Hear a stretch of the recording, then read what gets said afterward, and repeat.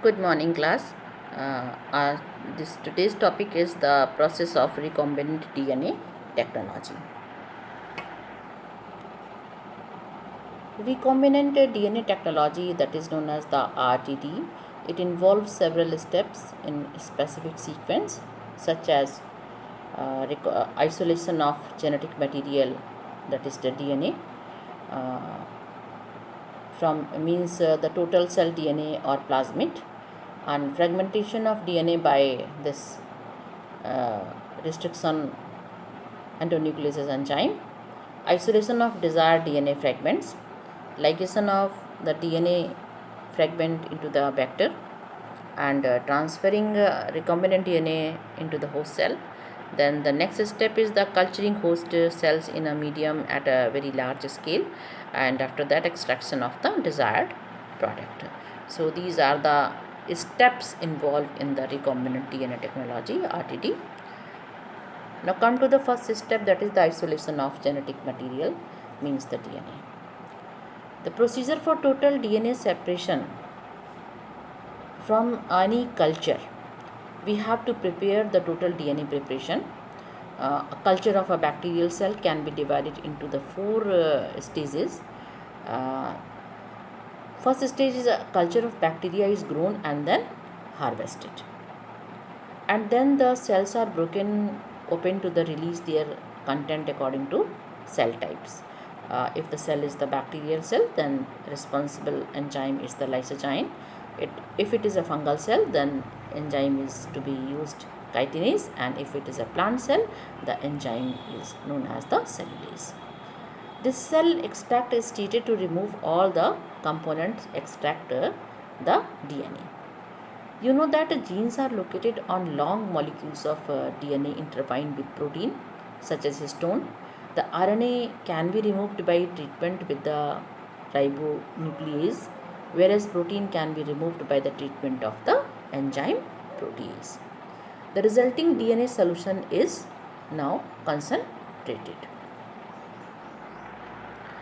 So the purified DNA precipitated with the help of the addition of chilled ethanol, and it appears as a collection of the fine thread in the suspension. But this suspension is in the concentrate form. Look at this picture.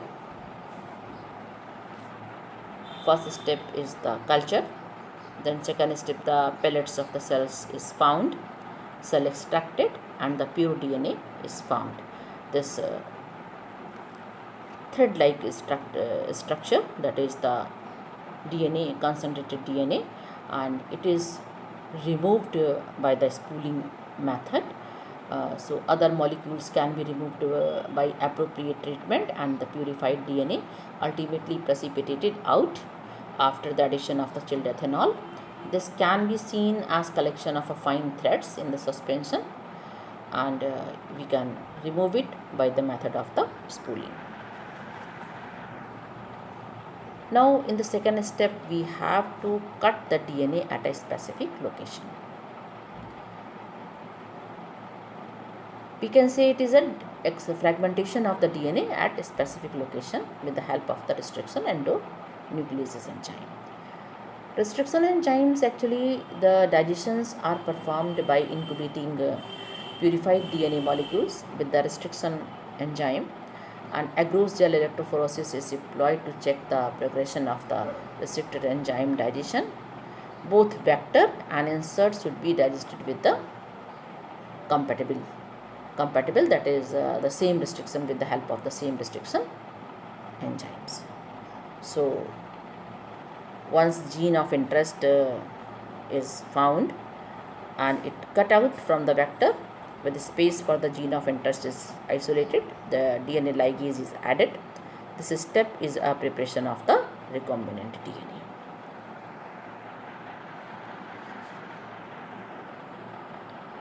In this picture, you can see all this process: the cutting of the vector, the cutting of the desired DNA with the help of endonuclease enzymes. It has to be ligases there, and for the separation, electrophoresis is uses. So separation and isolation of DNA fragments by the gel electrophoresis process. In this process, we know that the cutting of the DNA by restriction endonucleases results in the fragments of DNA. These fragments can be separated by this technique known as the gel electrophoresis. Since DNA fragments are known as negatively charged molecules, they can be separated by forcing them to move towards the positive electrode or anode under an electric field through a medium or matrix. That matrix is of the agarose gel. And nowadays the most commonly used matrix is agarose, which is a natural polymer that is extracted from a seaweed, a kelp. The DNA fragments separate resolving according to their size through the sieving effect provided by the agarose gel. Hence, the smaller the fragment size and further it moves. Agarose gel electrophoresis is employed to check the progression of restriction enzyme digestion also. This process is repeated with the vector DNA as well as the desired DNA. The separated DNA fragments can be visualized only after staining the DNA with a compound that is known as the lithium bromide, followed by exposure to the ultraviolet radiation. You cannot see the pure DNA fragments in the visible light and without staining. So we have to use the staining also. Now this isolation of desired fragments have to do executed with the steps that is known as the elution. The separation band of DNA are cut off from the agarose gel and extracted from the gel piece. This step is known as the elution. The DNA fragments is purified in this way are used to constructing the recombinant DNA by joining them with the cloning vector. But if we want so many copies of this desired DNA, desired material, we have to amplify the gene of interest by using the polymerase chain reaction. What is this PCR? The PCR is the polymerase chain reaction technology that is used to amplify a single or a few copies of the piece of desired DNA. Have to generate it in the thousands to millions copies of a particular DNA sequence in a vitro, in a laboratory. And the components which are required for this PCR is the primer, and primers are the small chemically synthesized oligosaccharides molecules that are complementary to the region of the DNA, and nucleotides is also required, and DNA polymerase enzyme for the incubating together. And here is a basic 3 steps that is used in the PCR. One is the denaturation. First step is the denaturation of the double stranded DNA by heating a single strand, making a single strand DNA. And after that, primer is added to binding this complementary region. This step is known as the annealing. This step is known as the annealing. And the DNA polymerization with the nucleotides in the media of the genomic DNA act as a template. The process of replication repeated many times actually in this process. So millions of copies of the desired DNA is formed. This step is known as the amplification. It involved the thermostable DNA polymerase enzyme. Basically nowadays in the PCR, it is this idea of the PCR was born only in the early of the 1970s, but it looks more a decade after the American biochemist Carey Mullis is turned the idea into the reality by using these copies. So in this case, the first step, which is known as the denaturation, it is starting for the solution is heated, usually 94 to 95 degrees centigrade. A very high temperature break the hydrogen bonds between the two strands of the original DNA double helix, and it providing the necessary single stranded template. For this case, generally nowadays using a bacteria that is known as the Thermus aquaticus.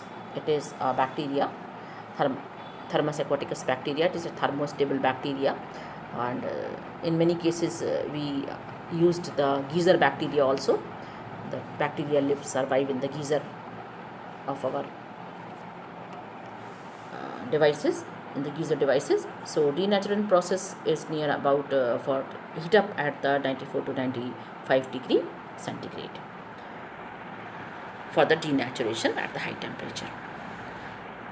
In this diagram you can see the steps of all this denaturation, annealing and extension.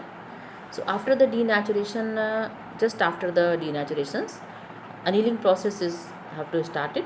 After just a couple of minutes at that temperature, the reaction mixture is quickly cooled. If it is going to be quickly cooled, usually to somewhere between near about 50 degree to 60 degree centigrade, and it is then held for less than a minute at a lower temperature, which is enough time for the primer to bind to the complementary sequences on the single strand templates. So you can see here the primers are attached with the two separated DNA strand. The DNA polymerase, this is the Taq polymerase and deoxyribonucleotides is now going to be in the function. The sample is next heated. So it is a thermocycler. The thermocycler is a device of PCR in which the samples are put it along with all these necessary items that is required for the PCR. The sample is next heated to 72 degrees centigrade for some time, during which the time DNA polymerase add nucleotides to primer and synthesizing a new DNA strand using only the template sequence that bind the primer. It is done at the temperature that is the 72 to 74 degree near about temperature. So variation of the temperature you can find here in the each steps. If the process of replication of DNA is repeated many times, the segment of DNA can be amplified to approximately billions of the copies. 1 billion copies are made at the end of the 30 PCR cycle near about. It is possible to generate 2n molecules after n number of cycles. So this is the PCR, the three steps of the PCR. One is the denaturation, then annealing, means the addition of the primer, and the extension of the primer with the help of the deoxyribonucleotides. So this total reaction is based upon the variation of the temperature control PCR reaction. In the next step, we have to now ligase the DNA fragments into a vector cell. So insertion of recombinant DNA into the host cells is the next step, but we have to first ligate. The amplified fragments of desired piece of this DNA can now be used to ligate with the vector for further cloning. So insertion of recombinant DNA into the host cell. There are several methods of introducing the ligated DNA into the recipient cells. The recipient cells, after making them competent to receive, take up the DNA present in its surrounding. Since DNA is known as a hydrophilic molecule, it cannot pass through the cell membrane. So in order to force bacteria to take up the plasmid, the bacterial cell must first to make it competent to take up this DNA. And this is done by heating them, treating with a specific concentration of divalent cations such as calcium, which increase the efficiency with which the DNA enters the bacterium through pores in its wall. The possibly calcium chlorides causes the DNA to precipitate into the outside of the cell, or it may improve the DNA binding. The first method, that is known as the transformation actually. The recombinant DNA can then be forced into such cells by incubating the cells into the recombinant DNA on ice, followed by placing from the briefly at 42 degree, that is known as the heat shock treatment, and then putting back onto the ice.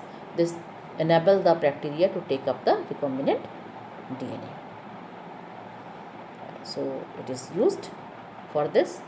This method is transformation. So procedure through which a piece of DNA is introduced into the host bacteria. But when added on the agar plate, actually, this insertion is also achieved by the chemical treatment as well as the microinjection treatment, ballistic treatment, and sometimes gene gun, or the methods or the disarmed pathogens allow to pathogenicity. So phenotypic of organisms alter when recombinant DNA is transferred to the host cell. Example, that is the recombinant DNA with gene resistant against the antibiotic ampicillin transferred to E. coli host cell. Phenotype alter the resistant against the ampicillin that is transformed when plated on agar plate with ampicillin transformed will grow and change in the phenotypes and non-transformed die. So this have to do before insertion of the recombinant DNA into the host cell. The presence of ampicillin, it is gene selected transform cells that is considered as a selectable marker. This is a transformed cells, and non-transformed cells have the nutrient media with ampicillin, overnight growth, ampicillin resistant colonies growth, other maybe die.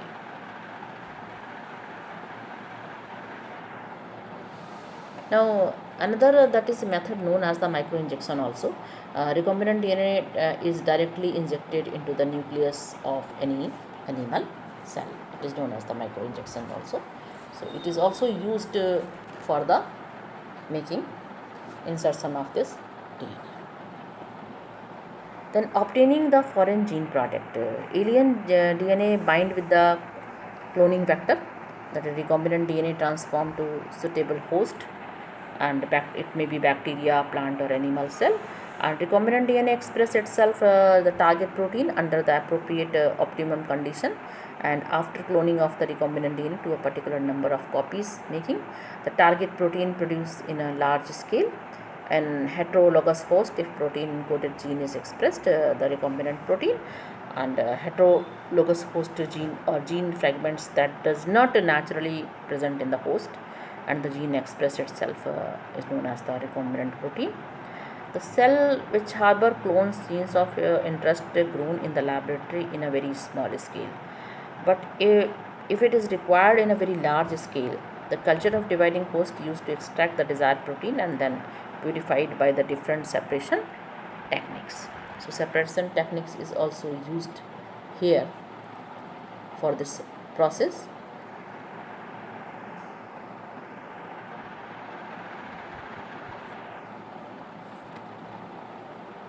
One method that is used for the introduce of this is known as the disarmed pathogens vector. For example, TI plasmid of agrobacterium and retroviruses are used here. In a very large scale, that cells can be cultured in continuous culture media actually. Here the used media is drained out from one side and fresh media added from the another, maintained to the cell physiological more active log or exponential phase growth. This culture method produces a large biomass leading to the higher yield of the desired protein. And to produce in the large scale of the quantities of these products, bioreactors are used. If we require near about 100 to 1000 liter of this desired product, we need to use the bioreactors are employed of a culture. Bioreactors are basically the vessels in which the raw material or the recombinant organisms like microbial plant, animals, or human cells and culture media which the ambient at the ambient conditions the biological convert into a specific product, that is a protein or enzyme. So in this case, in this bioreactor, optimum growth is achieved with the growth conditions, temperature, pH value, and substrate, salt, vitamins, and oxygen also there. So fermenter is designed for like that, and these fermenter, which are already known as the bioreactors, are the chambers in which the microorganisms are cultured in a liquid solid media to produce a very large quantity. And bioreactors is having for the two types basically the bioreactors used for this growth. It is designed. The most commonly used bioreactors are the strings types and in the picture structure. But what are the basically structure of this bioreactor that commonly used is known as the steering types. It is a cylindrical and with the curved base to facilitate the mixing contents. It is well equipped with a stirrer, even mixing of oxygen availability throughout the reactions procedure. And there is a agitating system is there through the mixing of contents is there, and also have the foam control system, so temperature control system, pH control system, and sampling pool port is also here in this fermenter. Sampling, while sampling pools it is used in this picture you can see the two types of the bioreactor: simple stirrer tank bioreactor and spark stirrer tank bioreactor, through which the sterile air bubbles are sparked. The types of fermentation is used is the batch fermentation, like closed system fermentation, and continuous culture open type of the system. In batch fermentation, the conditions are set up and not change from outside once the fermentation starts. For example, no more nutrients are added. This is why the process is described as a closed type of system. The process is stops once sufficient products have been formed.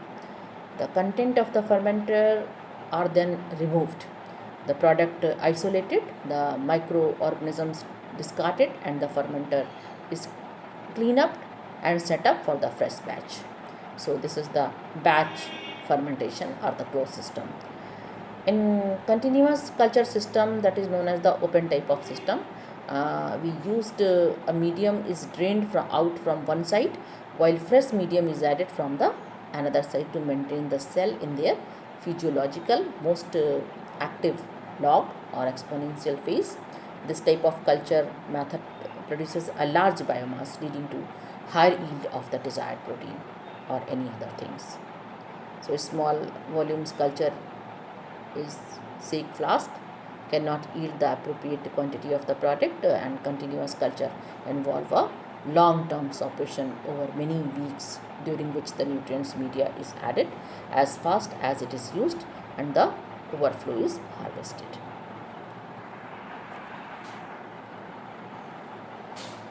In the last step, it is known as the extraction of the desired product, utilizes the downstream processing.